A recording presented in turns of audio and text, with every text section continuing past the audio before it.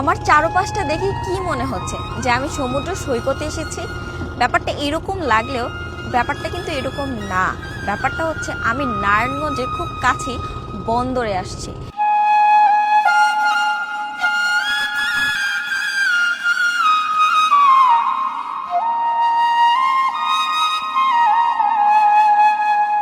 আচ্ছা মামা, আমরা যখন চড়তেছিলাম আপনি বলতেছিলেন যে 5টা নদী এখানে একত্রিত হয়েছে।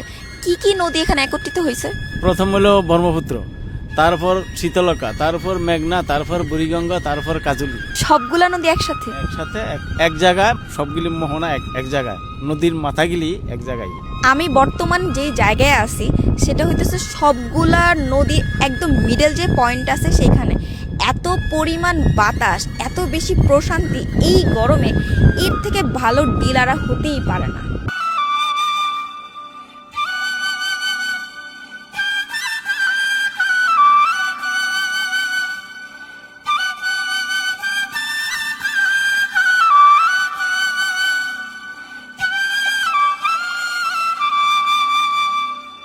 এখন যেই রকম গরম, পরন্ত বিকেলে এরকম একটা নৌকা বা ট্রলার ভাড়া করি কিন্তু আপনারা আপনাদের সুন্দর মুহূর্তগুলো কাটাতে পারবেন।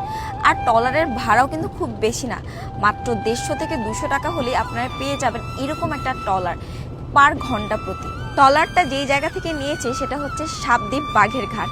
আপনারা অনেক অনেক অনেক নৌকা পেয়ে যাবেন, আপনারা দরদাম করে নেবেন, কেউ কমও নিতে পারে আবার কেউ বেশিও নিতে পারে।